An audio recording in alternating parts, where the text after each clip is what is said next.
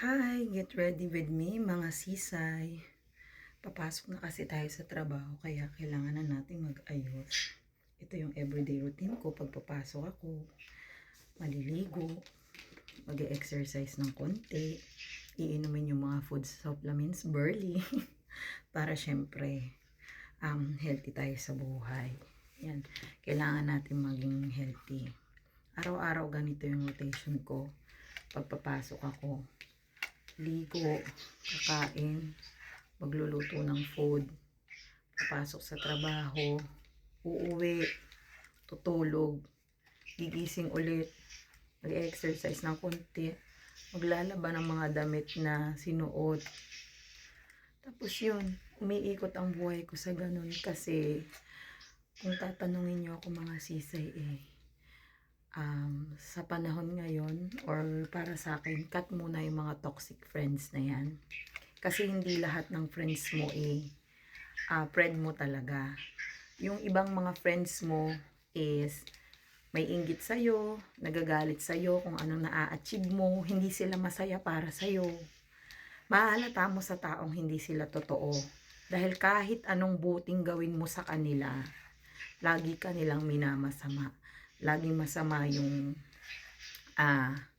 ginagawa nila kasi meron silang nakikita sa'yo na hindi nila kayang gawin.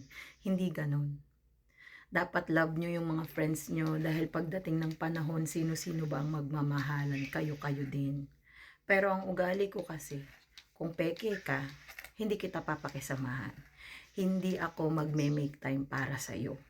Kasi hindi ka hindi worth it sa'yo yung pakikisama. Kasi hindi ka marunong nun. Kasi inggitera ka. Kasi hindi mo kaya yung ginagawa ng kaibigan mo. So, ang gagawin mo, papasamain mo siya.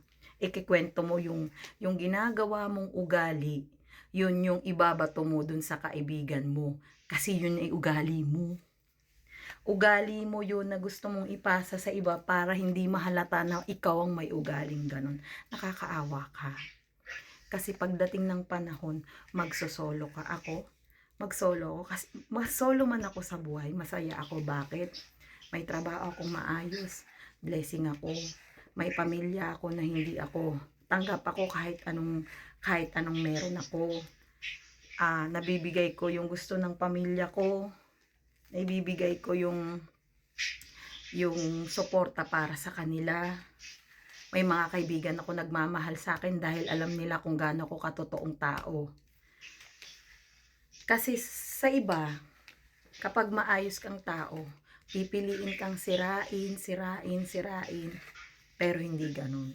Si Lord ang nakakaalam kung anong klaseng ugali ka. Ibibless ka ni Lord kung talagang mabait ka. Ibibless ka ni Lord kung talagang worth it ka na tao para sa blessing niya. Kaya kung gusto mong mag-bless ang buhay mo, gumawa ka ng mabuti sa kapwa mo. Hindi yung puro chismis, puro paninira, puro gaslight, ganyan. Ganyan talagang tao kapag may inggit, puro gaslight. Hindi sila masaya sa achievement ng iba. Kaya, pasensya na kung ganyan ang ugali nyo. Wala na tayong magagawa dyan. Kahit i-filter mo pa yan, masama pa rin ang ugali mo.